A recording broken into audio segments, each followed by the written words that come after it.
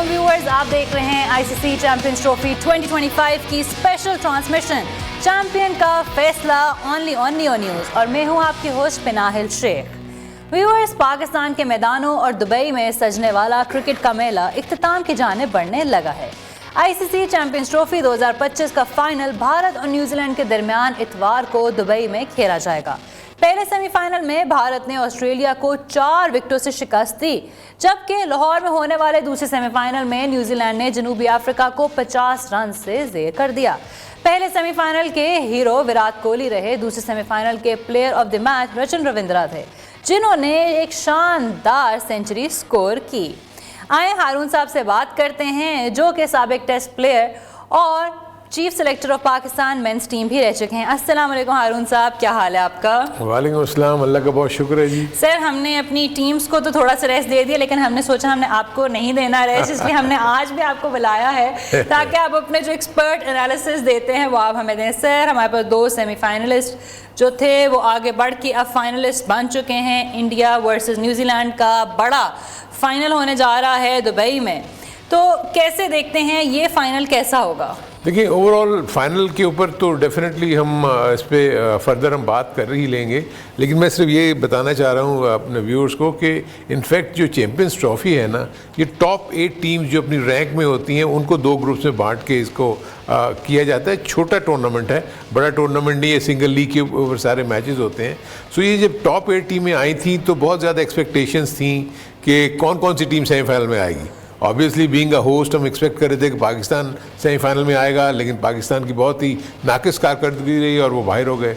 दूसरे ग्रुप से मैं ये फील कर रहा था कि इंग्लैंड की टीम मुझे लग रही थी कि वो शायद सेमीफाइनल के लिए क्वालिफाई कर जाएगी, क्योंकि ऑस्ट्रेलिया को मैं फील कर रहा था कि ऑस्ट्रेलिया थोड़ी इनएक्सपीरियंस्ड बॉलिंग है, इस वजह से वो शायद ना क्वालिफाई कर जाए। लेकिन ऑस्ट्रेलिया ने बहुत अच्छा अंदाज में खेल के अपने ग्रुप मैचेस को जीत कर और इंग्लैंड को बीट करके वो जो है वो टीम पहुँच गई सेमीफाइनल में। अब सेमीफाइनल में जो मुकाबले थे ना, वो दोनों बहुत ही सख्त थे, क्योंकि एक तरफ साउथ अफ्रीका जो बहुत अच्छा खेलती हुई आ रही थी और एक तरफ न्यूजीलैंड जो कि बड़े अच्छा खेलते हुए आ रहे थे। सिर्फ एक मैच उन्होंने हारा था इंडिया से। सो जब न्यूजीलैंड और साउथ अफ्रीका का मैच हुआ जो कि दूसरा सेमीफाइनल था, उससे पहले क्योंकि इंडिया जो है उसको एक सबसे बड़ा एडवांटेज ये मिला कि वो इंडिया दुबई में खेलती है, सारे के सारे मैचेस उनके वही हुए और इत्तेफाक से वो जो कंडीशंस थी वो इंडियन टीम के लिए बहुत ही सूटेबल थी, क्योंकि वहाँ स्पिन हो रहा था, पिच के ऊपर जो है बॉल थोड़ा सा ग्रिप कर रहा था, जिसकी वजह से बैटिंग जो है वो थोड़ी मुश्किल थी वहाँ पर। वहाँ देखें कि अगर आप देखेंगे 250 260 वो विनिंग स्कोर था, वेरेज यहाँ 350 भी सेव नहीं था जो पाकिस्तान में जो मैचेस हुए। सो जब वो पहला मैच हुआ हमने देखा जो सेमीफाइनल का, उसमें इंडिया ने बहुत अच्छा खेला और ऑस्ट्रेलिया, हमें पता था कि उनकी बैटिंग तो अच्छी है, बैटिंग में उन्होंने फिर भी रन्स कर दिए, क्योंकि उन्होंने टॉस जीत के पहले बैटिंग करने का फैसला किया। 250 से ज़्यादा उन्होंने रन्स किए, लेकिन उसके बावजूद इंडिया उसको चेस कर गई, क्योंकि उनकी वीक बॉलिंग थी, इसकी वजह से वो उनको चेस कर गए और वो बहुत ही अच्छा खेलते हुए इंडिया जो है अपने मैचेस जीत गई। अगर सामने देखें तो आपको ऑस्ट्रेलिया और इंडिया का जो आपको नज़र आ रहा है, स्टीवन स्मिथ ने बहुत अच्छा किया था, 73 रन किए थे, एलेक्स केरी के भी 61 थे, ट्रेविस हेड अनफॉर्चुनेट रहे हैं, 39 रन वो सिर्फ बना सके। हाँ, देखिए ऑस्ट्रेलिया ने 264 एक अच्छा कंपेटिटिव टोटल कर दिया था, लेकिन क्योंकि इंडिया की बैटिंग इतनी स्ट्रांग थी कि आप कोहली की 84 अगर आप देखते हैं, राहुल के 48 नॉट आउट देखते हैं, जो कि बड़ी मैच विनिंग इनिंग थी, क्योंकि एक वक्त में ऐसा लग रहा था कि इंडिया थोड़ा सा स्ट्रगल कर रही है बैटिंग में। और उसके बाद श्रेयस अय्यर ने आगे जिस तरीके से खेला, आप अगर दूसरी साइड पे आप देखते हैं जो बॉलिंग, यानी वो कितनी आप ये देखें कि इनएक्सपीरियंस बॉलिंग थी। एलिस को इतना ज़्यादा वो नहीं था, कॉनली बिल्कुल नए आए थे, 1 विकेट लेके उन्होंने 37 रन दिए। जैम्पा उनके मेन बॉलर थे, उसके बावजूद आप देखें कि जैम्पा को पांड्या ने आगे जब छक्के लगाए तो उन्होंने 2 विकेट ली 60 रन देकर, जो कि किसी भी टॉप बॉलर के लिए ये अच्छा नहीं होता एक ऐसी पिच के ऊपर जहाँ आपको हेल्प मिल रही है। तो ये इससे साफ जाहिर होता है कि अभी भी हम फील करते हैं कि India is a very strong side, और ऐसे लगता है कि इंडिया जो फाइनल में जा रही है तो बहुत कॉन्फिडेंट नोट पे जा रही है। कोई मैच उन्होंने नहीं हारा और हर शोबे में वो बेहतर है। फील्डिंग में भी वो अच्छे कर रहे हैं, बॉलिंग में बहुत अच्छा कर रहे हैं, बैटिंग में बहुत अच्छा कर रहे हैं। तो इस तरह उनकी आप देखें ना, पूरी की पूरी कंट्रीब्यूशन देखें आप कितने अच्छे तरीके से उन्होंने हर तरफ उन्होंने बैटिंग में भी अच्छा स्कोर किया और बॉलिंग और फील्डिंग में उन्होंने आउटस्टैंडिंग किया। Sir no doubt India is on paper, मतलब हर जो बॉक्स है वो चेक कर रही है। ऑल्सो कॉपर कॉर्नली को मैं समझती हूँ कि वो जो प्रेशर था और जो सब कुछ था, इनएक्सपीरियंस थे, फर्स्ट मैच खेल रहे थे, क्योंकि 0 रन पे ही आउट हो गए, तो उनके बारे में तो बहुत बात भी हो रही है कि लगता नहीं है कि उनका कोई भी करियर रह चुका है। लगता है कि बस वो अभी अभी बैट खरीद के आए थे और उनको पहला मैच खिला दिया गया। बहुत बड़ा मैच था, देखिए बहुत बड़ा मैच था उनके लिए, और वो ऑब्वियसली आए थे, इंजरी हो गई थी किसी को जिसकी वजह से वो रिप्लेस हुए, लेकिन उन्होंने देखें सिर्फ ये नहीं कि सिर्फ 0 की हम बात करें, उन्होंने एक बड़ा इंपॉर्टेंट क्रूशियल कैच भी छोड़ दिया। वेरी फर्स्ट सेकंड ओवर में ही रोहित शर्मा ने मौका दिया, लेकिन वो कैच लेने में नाकाम रहे। तो यही वो गलतियां हैं जिसकी वजह से टीमें हारती हैं। सो मेरे अपने नज़दीक पहले सेमीफाइनल में मैं इंडिया को डोमिनेट करते हुए देख रहा था, पहले ही एक्सपेक्ट कर रहा था कि इंडिया जो है वो डोमिनेट करेगी, लेकिन जो सेकंड सेमीफाइनल हुआ था वो मैं फील कर रहा था कि साउथ अफ्रीका थोड़ा सा उसके ऊपर जो एज लेके जाएगी न्यूजीलैंड के ऊपर, बिकॉज वो भी बहुत अच्छा खेलते हुए आ रहे थे और वो भी अपने सारे मैचेस वो जीत रहे थे। ठीक है, एक आध मैच में बारिश की वजह से काफ़ी प्रॉब्लम्स हमें नज़र आई थी, हमारे पाकिस्तान में पिंडी में जो मैचेस हुए वो बारिश से थोड़ा सा इफेक्ट भी हुए। लेकिन अगर आप इसको देखते हैं न्यूजीलैंड और साउथ अफ्रीका के मैच को, सो अगेन जो न्यूजीलैंड ने टॉस जीतने के बाद जब पहले बैटिंग की, अब देखिए बहुत बड़ा स्कोर इन्होंने लगा दिया, 362 फॉर 6। आई थिंक ये बहुत ही इस चीज़ को सामने रखते हुए कि अगर शाम को ड्यू फैक्टर भी आता तब भी ये बहुत बड़े रन्स थे। और आप देखिए इसमें जो कंट्रीब्यूशन देखें, जो मेन उनके हैं, रविंद्रा 108 रन की ज़बरदस्त इनिंग खेली, विलियमसन ने 102 रन की आउटस्टैंडिंग इनिंग ये भी खेल के गए, और नीचे से आके जो ग्लेन फिलिप्स ने 49 रन जो किए वो इतने एक्सप्लोसिव थे कि वो उसने टीम के स्कोर को 362 पे पहुंचा दिया। हालांकि अच्छी बॉलिंग थी, निगेटी, रबादा और वर्ल्डर विकेट तो ले गए, लेकिन महाराज को इन्होंने कोई विकेट नहीं दी। अगर आप दूसरी तरफ देखेंगे, साउथ अफ्रीका जब बैटिंग कर रहा था उसको भी बड़ी प्रॉब्लम्स क्रिएट की बॉलर्स ने न्यूजीलैंड के, और वो 312 रन बना सके 9 खिलाड़ियों के आउट पे।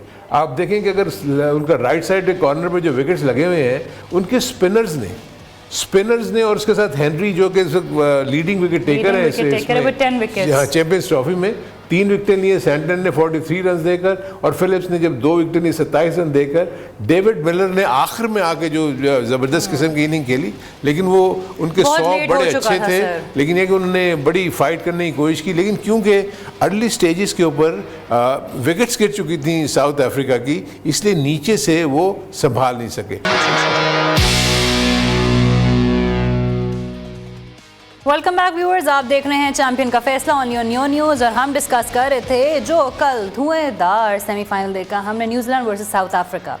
न्यूजीलैंड की बात की जाए तो जो उनके शाइनिंग स्टार, जो उनके इम्पैक्ट प्लेयर और प्लेयर ऑफ द मैच भी थे, वो थे रचिन रविंद्रा। क्योंकि ना तो उन्होंने सिर्फ एक सेंचुरी स्कोर की जो कि मैच विनिंग बनी, लेकिन उनकी जो शानदार बॉलिंग स्पेल भी था, जो कि सिर्फ उन्होंने 5 ओवर्स में 20 रन कंसीड किए, लेकिन उसके अलावा उन्होंने 2 इतने अच्छे कैच भी किए कि अगर बात कर ली जाए रचिन रविंद्रा के ऊपर कि कल बैटिंग, बॉलिंग, फील्डिंग सब कुछ उन्होंने ही संभाली हुई, 2 सेंचुरीज वो बीट नहीं कर सके। नहीं, वो सीधी सी बात है, एक देखिए, एक तो सेंचुरीज करना इज समथिंग एल्स, ठीक है ये माइल्स, लेकिन उन्होंने जो रन रेट को बरकरार रखा, you know, round about 6 run and over, 6 run and over. Normally middle overs में आप ये नहीं देखते, तो इसलिए जो आप देख रहे हैं 362 जो रन्स बने, क्योंकि नीचे वाले बैटर्स को जब उनको 40 ओवर के बाद उनकी बारी आई तो वो तो यानी ये था कि उनको पूरी आज़ादी थी कि वो जिस तरह की से मर्जी खेल लें। सो यही रीज़न था कि जिसमें जब फिलिप्स नीचे आया तो उन्होंने तो चौके और छक्के लास्ट 4-5 ओवर्स में देखेंगे कि कितने ज़्यादा रन उन्होंने बना दिए। सो ये एक बड़ा अच्छा इनका प्लॉय था। फिर उसके बाद जो काम करना था उनके बॉलर्स ने करना था कि हम किस तरीके से हम डेंट डाल सकते हैं साउथ अफ्रीका के बैटर्स को वो विकेट्स लेने की सूरत में। और स्पिनर्स ने भी बड़ी अच्छी बॉलिंग की। हेनरी ने जब भी वो स्पेल में आए अपने, उन्होंने जो है विकेट ली। सो जब आप विकेट लेते रहेंगे शॉर्टर फॉर्मेट में तो प्रेशर दूसरी टीम पे आता जाएगा, क्योंकि वो एक तो जब बैट्समैन आउट होते हैं तो नया बैट्समैन को आने को थोड़ा सा वक्त लगता है सेटल डाउन होने में, तो आस्किंग रेट उसके नतीजे में बढ़ता चला जाता है। साउथ अफ्रीका पर से कल बुरा नहीं खेली, बट वो बहुत ही रेगुलर इंटरवल्स पे अपनी विकेट्स लूज करते गए, उसकी वजह से उनकी जो टीम कॉन्फिडेंस था वो शैटर होता गया। बिल्कुल होता गया और ये होता भी यही है। आप देखें कि स्मिथ को जो बेसिकली अगर देखा जाए तो वो तो बड़े हार्ड हिटिंग बैट्समैन है, लेकिन जब विकेट्स गिर रही थी, जब स्मिथ आए, उनका अगर early part of the inning देखेंगे तो उसमें वो फिलहाल अपने आप को कंसोलिडेट कर रहे थे। उनको पता था कि विकेट्स गिर रही हैं, मैं अकेला ही हूँ जिसने टीम को लेके जाना है। तो वो जो कंसोलिडेट कर रहे थे वो 4 run and over, 5 run and over, लेकिन आस्किंग रेट जो था वो राउंड अबाउट 7 और 8 तक जा चुका था, तो इसलिए वो बढ़ता चला गया। जब वो आस्किंग रेट बढ़ता चला गया, बाद में आगे इन्होंने जब सेट होने के बाद इन्होंने हिटें मारी, छक्के भी मारे, चौके भी मारे, लेकिन वो इनफ नहीं थे क्योंकि ओवर्स खत्म हो गए। सर डेविड मिलर तक तो आस्किंग रेट 20 पे पहुंच चुका था, मतलब David Miller did try but unfortunately वो उस वक्त तक कुछ भी नहीं हो सकता था। 362 was I think was a winning score, और प्लस ड्यू फैक्टर नहीं आया। देखिए ना, बहुत सारी चीज़ें होती हैं कि आपको नहीं पता था कि रात को अगर ड्यू फैक्टर आ जाता तो जो स्पिनर्स हैं वो बॉल को ग्रिप नहीं कर सकते थे, बॉल उनके हाथ से स्लिप हो जाना था, और बैटिंग के लिए इजी था क्योंकि थ्रू द लाइन आप खेल सकते हैं, जहाँ मर्जी आप उसको मार दें।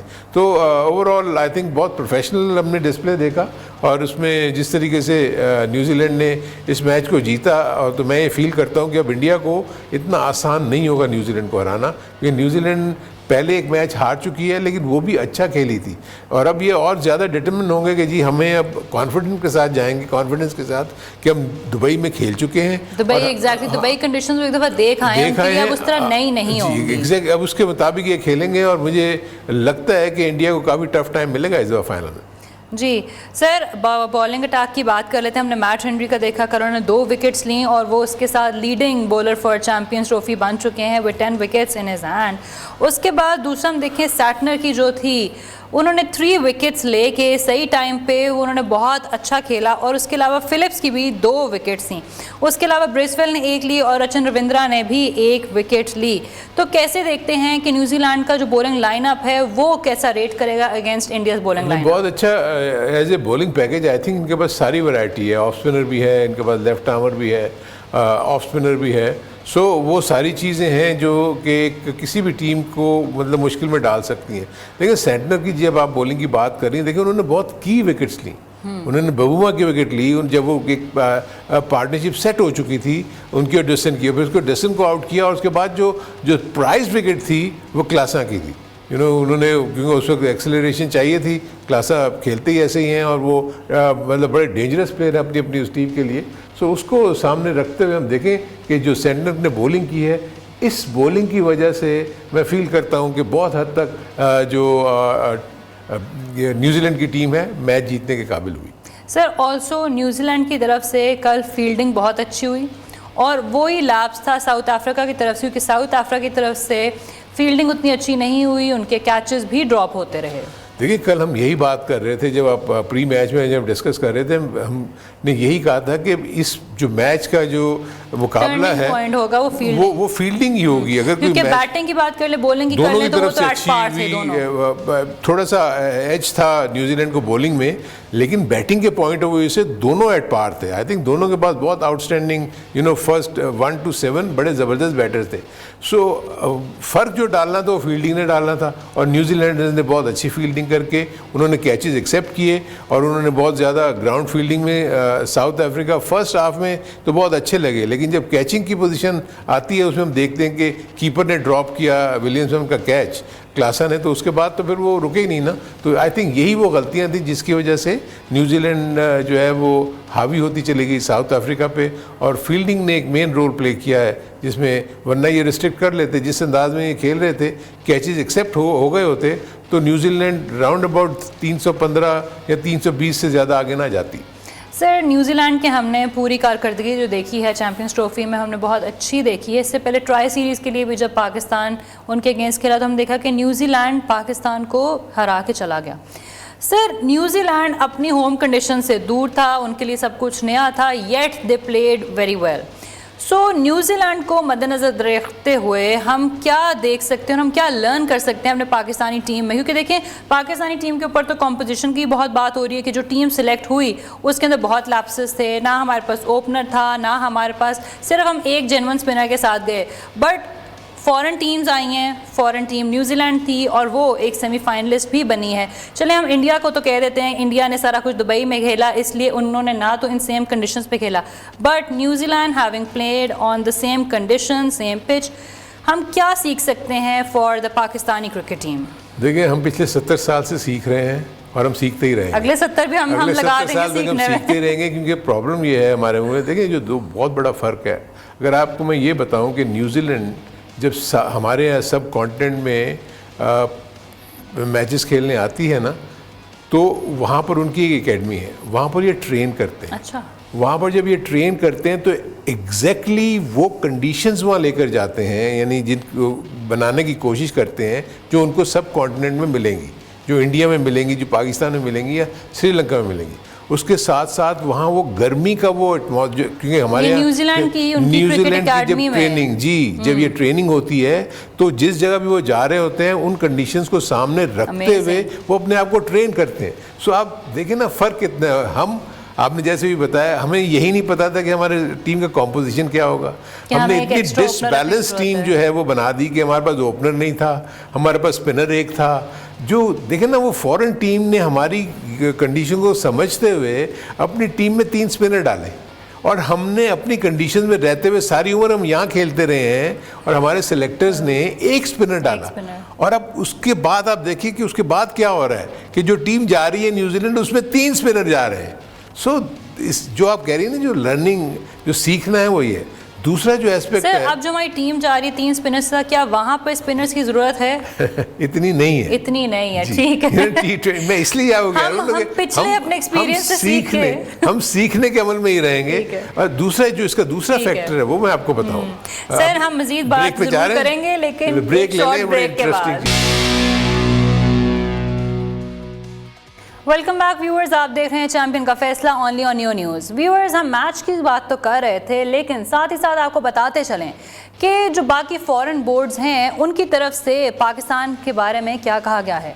Board of control for cricket of India BCCI के नायब सदर राजीव शुक्ला का कहना है कि चैंपियंस ट्रॉफी और वर्ल्ड कप दोनों ही बड़ी अहमियत के हामिल हैं।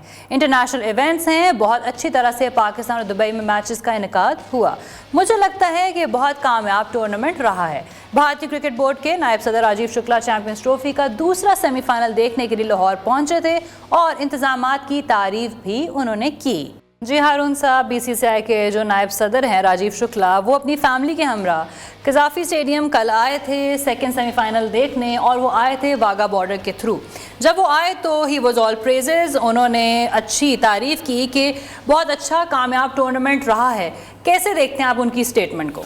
स्टेटमेंट तो बहुत अच्छी है, लेकिन बहुत मोहतात थे, बड़ा कॉशियस खेल रहे थे। ऐसे लगता है कि टेस्ट मैच की इनिंग शुरू की उन्होंने, बड़ा डिफेंसिव थे, बहुत रुक के, संभल के, सोच समझ के बोल रहे थे। इसलिए कि उनको पता है कि वो पीछे सब वॉच डॉग वहाँ बैठा हुआ है, पूरा इंडिया देख रहा होगा, जो ख़ास तौर पर पॉलिटिकल कंसर्न के जो लोग हैं, ये खुद भी एक पॉलिटिशियन है। लेकिन बस मुझे तो सिर्फ यही है कि इंडिया, आई डोंट नो कब उनको अकल आएगी, कब वो ये सोचेंगे कि हम जो डिप्राइव कर रहे हैं अपने बिलियंस ऑफ फैंस को, पाकिस्तान और इंडिया की क्रिकेट को हम बायलैटरली नहीं खेल रहे, उनको ये बहुत जल्दी शुरू कर देना चाहिए कि इंडिया और पाकिस्तान क्रिकेट का रिवाइवल हो। इंडिया में भी अच्छे प्लेयर्स हैं, पाकिस्तान में भी अच्छे प्लेयर्स हैं, और दोनों मुल्कों का जो क्राउड है वो देखना चाहता है कि वो एक दूसरे को अपने सामने देखना चाहता है। सिर्फ वो ICC के इवेंट्स में उनको आपस में देखते हैं कि एक दूसरे के खिलाफ खेल रहे हैं, तो इसलिए भी एक बड़ा ये इशू रह जाता है। जब भी ये मैच होता है तो इसकी बहुत ज़्यादा हाइप क्रिएट हो जाती है, और उसी के नतीजे में अगर दोनों में से कोई एक टीम हार जाती है तो क्राउड का प्रेशर इनके ऊपर पड़ना शुरू हो जाता है। राजीव शुक्ला जो हैं ये पॉलिटिशियन भी हैं, तो आई थिंक इनको कोशिश करनी चाहिए कि अपने उनको बताएं कि यहाँ से जो भी वो लेके गए होंगे, ऐसा तो हो नहीं सकता कि हमारे यहाँ की मेज़बानी में किसी की कमी हो। सिक्योरिटी के जो खदशात थे वो भी इन्होंने अपने सामने देखे होंगे कि वो भी कुछ नहीं है। अब आज जो है वो इनकी यहाँ से रवानगी हो चुकी होगी। एक जब आप अच्छी यादें लेके जाते हैं और जब आप पहुँचते हैं और उसके बाद आप उनको कन्विंस करने की कोशिश करें कि मतलब हमें शुरू कर देनी चाहिए क्रिकेट आपस में, क्योंकि स्पोर्ट्स और पॉलिटिक्स 2 अलग अलग चीज़ें हैं। लेकिन इंडिया कहते हैं नहीं, स्पोर्ट्स और पॉलिटिक्स एक ही है, जिसकी वजह से प्रॉब्लम है। आप देखेंगे पाकिस्तान ने, हमने कितना इनको हमेशा अकोमोडेट किया। बिल्कुल। अभी पाकिस्तान वर्ल्ड कप इंडिया खेलने भी चलेगी, लेकिन ना जब पाकिस्तान की टीम, जिसको सिक्योरिटी कंसर्न इंडिया में नहीं हो सकते, जब पाकिस्तान टीम वहाँ जा सकती है तो इंडिया की टीम यहाँ क्यों नहीं आ सकती? उनकी भी फैशिस्ट गवर्नमेंट है, एक्सट्रीमिस्ट है गवर्नमेंट। मैं यही कह रहा हूँ ना, जब पाकिस्तान टीम वहाँ जाके खेलती है, फ्रीली खेल के वहाँ से आ भी गई, और तो इंडिया की टीम भी यहीं अगर आगे खेलेगी तो उसमें क्या इशू है? सर बिल्कुल, और जब चैंपियंस ट्रॉफी की जब बात शुरू हुई थी तब बीसीसीआई की तरफ से कोई शोर शराबा नहीं मचाया गया था। शुरू में यही बात होती रही, ठीक है, अभी तक कुछ भी खबर नहीं आई कि क्या इंडिया की टीम ट्रैवल करेगी नहीं करेगी, मोस्ट प्रॉब्ली करेगी, और हमने अपने सारे इंतजाम कर लिए। आहिस्ता आहिस्ता वो चीज़ खुलना शुरू हुई, उन्होंने कहना शुरू किया नहीं हम तो नहीं आएंगे, हमें सिक्योरिटी कंसर्न्स है, और फिर बहुत दफ़ा जो हमारे पीसीबी के चेयरमैन भी हैं वो दुबई गए और दुबई में सारे ऑफिशियल्स की मीटिंग्स भी होती रहीं, और हमारी तरफ से यही दबाव देता गए हमारे पीसीबी चेयरमैन जो थे कि नहीं आप लोग आएँ क्योंकि हमें होस्टिंग राइट्स मिले हैं, ये हमारा राइट है। जब बाकी और कोई टीम, टोटल 7 मेहमान टीम में आनी थी, बाकी 6 को कोई इशू नहीं था, लेकिन बीसीसीआई ने हर जगह पर हर फोरम के ऊपर इस बात को इशू बनाया कि हमारे सिक्योरिटी कंसर्न्स हैं। देखिए इसमें मैं आईसीसी को भी थोड़ा सा कसूरवार ठहराऊंगा। देखिए जब आप किसी को होस्ट डिक्लेयर कर रहे हैं, जब आप उस मीटिंग में बैठ के आप ये बता रहे हैं कि जी पाकिस्तान होस्ट करेगा आईसीसी चैम्पियंस ट्रॉफी, तो उसी वक्त इस चीज़ का भी फैसला हो जाना चाहिए था कि इंडिया नहीं आना है या नहीं आना। ये बाद में क्यों ये इशू रेज हुआ? जब अगर फॉर इंस्टेंस इसमें कोई अगर इंडिया में वो होस्ट करेंगे कोई भी इवेंट, तो पाकिस्तान को तो पता है ना कि हमने जाना है या नहीं जाना, तो पहले से ही बता दें। तो जो भी चीज़ ये है कि बाद में आप देखें कितनी मरतबा आना जाना शुरू किया चेयरमैन नकवी साहब ने कि किसी तरीके से उनको मना लें। हमने बहुत सारी चीज़ें उनको ऑप्शंस पेश किए, सब कुछ कहा कि भाई आप किस चीज़ की वो, और जो उन्होंने जो रीज़न दिया है ना वो रीज़न नहीं है सही। यानी सिक्योरिटी के रीज़न के ऊपर आप ये कह रहे हैं कि जी हम इस मुल्क में नहीं आएंगे, ऐसे तो कोई इशू हुआ ही नहीं। अल्लाह का शुक्र है आज पाकिस्तान में सारी चीज़ें खुश उसलूबी से ख़त्म हुई हैं। अब ये सारी टीमें आज चली जाएंगी। हमने तो उनको ये भी ऑफ़र किया था कि आप वाघा बॉर्डर के थ्रू आएँ और आपके सारे मैचेस हम लाहौर में एक ही जगह के ऊपर कराते हैं। लेकिन मैं तो यही कह रहा हूँ ना कि कौन से ऐसी चीज़ें थी जो हमने उनको नहीं कही कि वो अपनी टीम को यहाँ भेजें। हम तो क्रिकेट के पॉइंट ऑफ व्यू से कह रहे हैं कि हमारे यहाँ इवेंट हो रहा है, आप मुझे बताएं कि हम मेज़बान हैं और मेहमान कह रहा है कि जी नहीं मैंने नहीं आना, ये तो अननेसेसरी। मैंने इसलिए नहीं आना कि मुझे वो सिक्योरिटी कंसर्न है। अब किस चीज़ का सिक्योरिटी कंसर्न है? आप हम आपको पूरी फुल प्रूफ सिक्योरिटी दे रहे हैं, और पाकिस्तान कितने अरसे से अब इंटरनेशनल मैचेस होस्ट कर रहे हैं। दुनिया भर की तमाम टॉप टीमें यहाँ आके खेल के जा चुकी हैं। पीएसएल तो हमारा एक इवेंट है ना, बायलैटरल प्लेयर्स आते हैं, प्लेयर्स आके यहाँ खेल रहे होते हैं। ऑस्ट्रेलिया यहाँ होके गई, इंग्लैंड यहाँ होके गई, कौन सी ऐसी टीम है जो हमारे मुल्क में खेल के नहीं गई बायलैटरल सीरीज? आप पता है किसकी वजह से हमें नुकसान क्या होता है? नुकसान ये है कि हमारी जो फ्यूचर टूर प्रोग्राम बनता है ना, अब लोग जैसे कहते हैं कि जी पाकिस्तान को हमेशा 2 टेस्ट मैच क्यों मिलते हैं और ये दूसरी टीमें ज़्यादा टेस्ट मैचेस खेलती हैं, हम कम खेलते हैं। उसका रीज़न ये है कि जो हमारे साल में राउंड अबाउट 8 से 10 मैचेस जो इंडिया के ख़िलाफ़ होने हैं बायलैटरल, उसमें टेस्ट मैचेस भी हैं, वनडे भी हैं, उसमें T20 भी हैं, वो नहीं खेलते हम। इस वजह से हमारी क्रिकेट कम हो जाती है, क्योंकि बायलैटरल लोग खेलते नहीं। लेकिन आप इस विंडो में देखेंगे, अगर आप फ्यूचर टूर प्रोग्राम्स की विंडो में देखेंगे तो वहाँ स्लॉट इन है ये, यानी पाकिस्तान इंडिया के जो बायलैटरल सीरीज़ है वो स्लॉट हुई हुई है, लेकिन वो खेलते नहीं। इंडिया कहती है हम नहीं जाएंगे पाकिस्तान। सर आगे आप फ्यूचर क्या देखते हैं, क्योंकि जो नेक्स्ट चैम्पियंस ट्रॉफी है उसके होस्टिंग राइट्स इंडिया के पास हैं?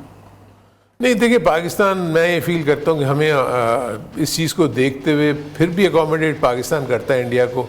लेकिन इस दफ़ा शायद पाकिस्तान ने ये कहा है कि कोई एग्रीमेंट इस तरह की हुई है कि न्यूट्रल वेन्यू पे ही होगा। न्यूट्रल वेन्यू पे नहीं होगा, उसमें जिसमें ये जॉइंट होस्ट हैं, फॉर इंस्टेंस इंडिया और श्रीलंका अगर कोई इवेंट कर रही है तो हमारे मैचेस जो है ना वो श्रीलंका में होंगे। लेकिन ये कितने साल तक रहेगा? मे बी इस इवेंट के लिए होगा, अगर उसके बाद ये 2027 तक शायद ये इन्होंने अरेंजमेंट किया है, तो उस वक्त तो इंडिया में एक ही इवेंट है। उसके बाद जो इवेंट्स हैं तो क्या उसमें पाकिस्तान जाएगा? सो ये बाद में चीज़ें देखेंगे। आई होप कि बाय दैट टाइम कोई ना कोई ये बर्फ़ पिघले और ये पॉलिटिकली ये लोग आपस में मिलना शुरू कर दें। पाकिस्तान गवर्नमेंट तो बहुत कोशिश कर रही है कि उनके बैठ के कोई बातचीत भी हो।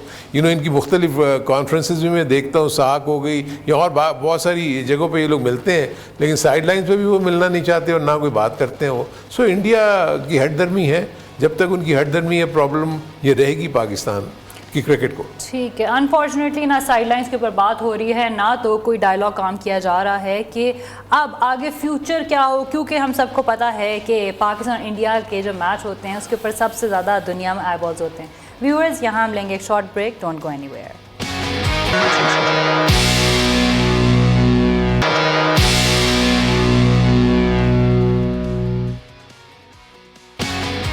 वेलकम बैक व्यूअर्स, आप देख रहे हैं चैंपियन का फैसला only on new news. Viewers, आपको बताते चलें कि पाकिस्तान क्रिकेट टीम के साबिक हेड कोच जेसन गिलेस्पी ने मौजूदा हेड कोच आकिब जावेद पर संगीन इल्ज़ामात आयद कर दिए हैं। गिलेस्पी का कहना है कि आकिब जावेद पर इल्ज़ामात उन्होंने ये आयद किए हैं सोशल मीडिया के ऊपर कि आकिब जावेद वाज़े तौर पर गैरी क्रिस्टन और मेरी साख को नुकसान पहुँचा रहे थे। गिलेस्पी ने मजीद लिखा कि आकिब जावेद तमाम फॉर्मेट्स में कोच बनने के लिए हमारे पीछे कैंपेन कर रहे थे। आकिब जावेद एक जोकर हैं। जी हारून साहब, ये इतने बड़े इल्ज़ामात गिलेस्पी की तरफ से सामने आए हैं आकिब जावेद के ऊपर, जो अभी करंटली पाकिस्तान के हेड कोच हैं, तो कैसे देखते हैं आप इस तमाम मामले को? देखिए, मेरे अपने नज़दीक गिलेस्पी ने ये कोई बहुत मुनासिब अल्फाज इस्तेमाल नहीं किए एक ऐसे क्रिकेटर के लिए जिसने टेस्ट क्रिकेट खेली है, पाकिस्तान को सर्व किया है और बहुत अरसे से पाकिस्तान की क्रिकेट के लिए खिदमत भी दे रहा है। प्रॉब्ली वो थोड़े से अरसे के लिए आए थे और वो नहीं चल सके, जो भी रीज़न्स थे, क्योंकि मैं तो इतना नहीं जानता कि क्या पीछे बैकग्राउंड में चल रहा था। लेकिन मैं जो भी देखता हूँ कि जो आकिब जावेद ने जो बातें की हैं, वो आकिब जावेद इस पर्टिकुलर इस चेंज की कॉन्टेक्स्ट में बात नहीं कर रहा था, मैं जिस तरह समझ सकता हूँ, क्योंकि आकिब जावेद ओवरऑल हमारे सिस्टम को जो पिछले 10 से 15 साल को भी अगर आप लेके चलें तो आपको नज़र आएगा कि इसमें बहुत ज़्यादा चेयरमैन चेंज हुए हैं, बहुत ज़्यादा कोचेस चेंज हुए हैं, बहुत ज़्यादा कैप्टन चेंज हुए हैं। वो प्रॉब्ली इस चीज़ को रेफ़र कर रहे थे कि क्योंकि हमारे मुल्क का सिस्टम ऐसा है कि किसी को एक को इतना वक्त नहीं दिया जाता कि वो अपना काम पूरा कर सके। देखिए, मैं आपको अपनी मिसाल दे देता हूँ। मैंने अगर 2007 से 2018 तक पीसीबी के लिए काम किया तो तकरीबन 7 से 8 चेयरमैन मेरे इस 13 साल के दौर में आए। ठीक है, मुझे जो 2 दफ़ा ये चेयरमैनशिप का मौका मिला है सिलेक्शन कमेटी का, मैं एक दफ़ा मेरे 2 साल के मेरे इनके साथ मामला तय हुए और इन्होंने मुझे एक पहले में 6 से 8 महीने के बाद मेरा वो टेन्योर ख़त्म कर दिया। सेकंड उसमें क्योंकि वो इंटरिम मैनेज अरेंजमेंट थी, नजम सेठी साहब चेयरमैन थे और उन्होंने मुझे हेड को ये चीफ सेलेक्टर बना दिया था। वो पीरियड कोई रहा होगा 2 से 3 से 4 महीने का। अच्छा। तो इसलिए वो जो बात कर रहे हैं आके वो ये कह रहे हैं कि जब तक किसी को भी आपने अव्वल तो पहले आपने अगर किसी को चार्ज देना है तो सोच समझ के दें कि भाई आप समझते हैं कि वो जिसको भी हम दे रहे हैं ये होता, ये जो भी रिस्पॉन्सिबिलिटी, क्या उसका एल है या नहीं है।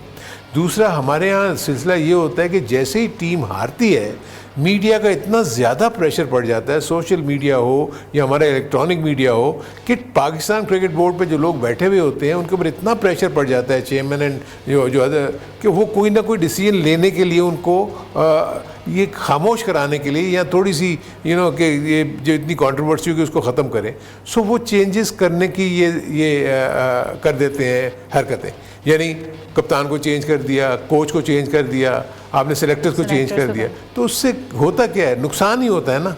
क्योंकि दुनिया भर में देखें ना, अब इंडिया की टीम या इंग्लैंड की टीम हार के गई है तो इंग्लैंड की टीम के सेलेक्टर तो नहीं चेंज हुए, उनका कप्तान ने ऑलरेडी कह दिया कि मैं रिजाइन, लेकिन उनको जो 3 से 4 साल का पीरियड मिलता है उसमें वो सारा काम करते हैं। ऑस्ट्रेलिया में भी यही है, ऑस्ट्रेलिया भी कभी हारती है, न्यूजीलैंड भी कभी हारती है। सो उनके वहाँ वो सेटअप्स चेंज नहीं होते। आकिब का बेसिकली मकसद ये था कि हमारे जो इतनी फ्रीक्वेंट चेंजेस होती हैं, सो वो फिर गिलेस्पी और वो जो दूसरे कोच थे गैरी कर्स्टन, उनको तो मौका मिला ही नहीं ना। वो 2 से 3 महीने में चले, क्योंकि उनकी जो भी रिक्वायरमेंट्स थी वो पूरी नहीं हुई, क्योंकि वो तो ये भी कह रहे थे कि जी हमें तो टीम बन के मिलती थी।